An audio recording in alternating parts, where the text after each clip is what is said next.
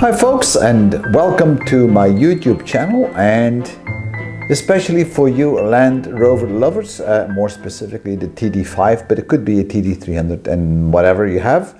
I know that I made a lot of videos in the past on Land Rover, and that recently there were less videos on it.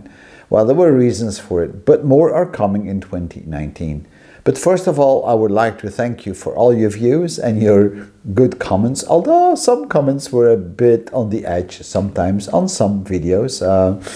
I had one video which was all about why would you buy a Land Rover Defender, and that video has drawn a lot of views, but also a bunch of comments, a lot of comments. In fact, a lot of the comments were really insults, but I don't mind because that video was a bit sarcastic in the beginning, but the key line was at the end. Unfortunately, a lot of people missed it, and I can understand it. If you love Land Rover Defenders and you go to the first few minutes of that video and everything is bad about the Land Rover Defender, then you might get upset and you will toss words at me that I rather don't hear, but okay.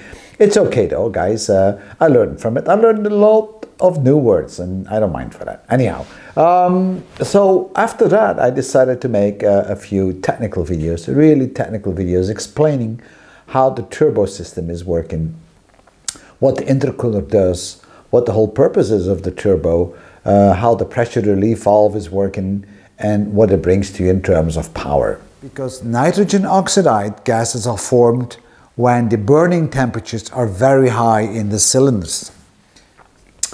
Followed on that, I made a technical video on the complete fuel system, and we all know that Land Rover Defenders have a very well-known problem with the fuel pump, which is inside the gas tank. I'm standing here in front of a Defender TD5 with a well-known problem, a winding fuel pump, and it makes these whining sounds, and if you have that, you will have to replace it. So I decided to make a technical video on the complete fuel system, including the fuel pump, the fuel pressure regulator, on how the fuel circulates through the whole engine, how it gets cooled down, and how it gets filtered, and so on. And then there was the last real technical video on the EGR valve. This is the emission control valve, really, to reduce the amount of NOx gases in the exhaust. A lot of people are blanking that valve off to increase the performance, and you're right. The fact really is, if the turbo is pushing more oxygen into the cylinders, and that's the whole purpose of the turbo and the intercooler, to get far more oxygen into the engine, then you will have an increased performance. But because of that, the temperature will go up, and then you create more NOx gases.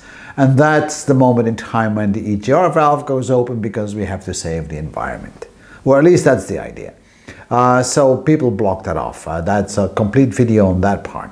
After that, I started to get into more practical videos. One of them I did was about the mass airflow sensor. That is a sensor just sitting behind your air filter and the turbo, and that one went bad, and it goes bad in many cases. In that video, it talks about on how you can replace it and how you can diagnose it. And after that, I started to do some data logging on the vehicle. We all have an ECU in the Land Rover Defender, and you can read out the ECU through an OBD2 interface.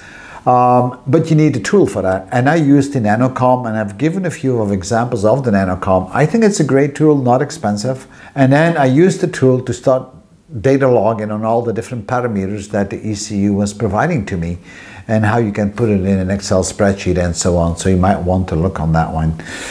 Another video talked about the turbo pressure, and this is kind of a theoretical approach, but also a measurement thing, talking about the different turbo pressure zones and what is the best operating point, what affects it, what does the pressure relief valve do to you, what does the RPM does to you, should you replace your turbo, should you not replace your turbo, all these things, and that's all in that turbo pressure video. And then finally, we started working on a real problem I had on my vehicle, which was a clunking sound on the rear axle. Land Rover Defenders are great off-road vehicles, but over time they will develop some wear and tear, and it's not uncommon to have these clunking sounds in the back of the Land Rover Defender. A lot of us have that issue with Land Rover Defenders when they get older a bit. And we looked at what is the cause, how to diagnose it, but we also then looked on replacing the differential. We looked at the replacement of the rear half shafts, the flanges, and then we put it all back together in that video. And then finally we started looking at a video about the vital signs. So the ECU is collecting, in the TD5 at least, a lot of input from different sensors. So we captured some vital signs coming from the different sensors, the MAF and the MAP, and we were checking on it if they reacted to changing engine conditions, and they did it. And then based on that one, it does all its calculations to inject the fuel at the right moment of injection and so on.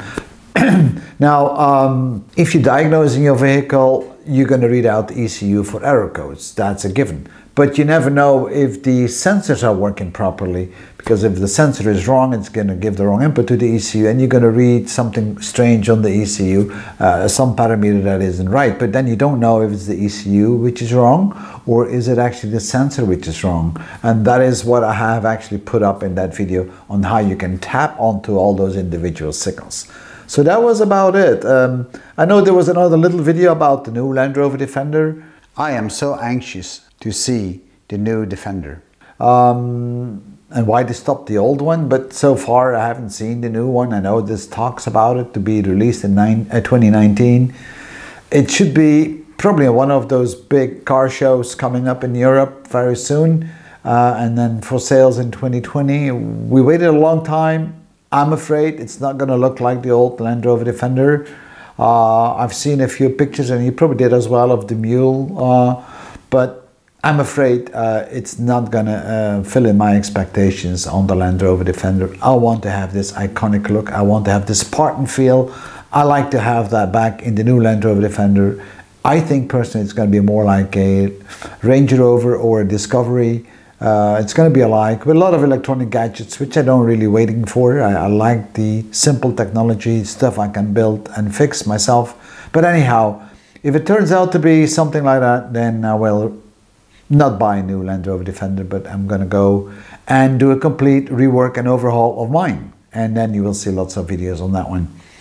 And then finally, what is coming in 2019 is a video on the actual replacement of the turbo, a replacement of the fuel pressure valve, and a video on the wiring loom for the injectors, because that's a quite common problem, because one of the seals tend to leak oil, and oil will creep up all the way to your ECU, and once it gets into your ECU, then you really have a problem.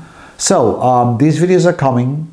However, if you have any special requests on a specific topic on the Land Rover Defender, then feel free to ask me, because I might just be able to make that video for you. So thank you so much again for all your views and comments, and I'll hope to see you in one of my next Land Rover Defender videos. And if you haven't seen the ones that I all mentioned before, just check my YouTube channel. Thank you guys and ladies. I'll see you later. Bye-bye.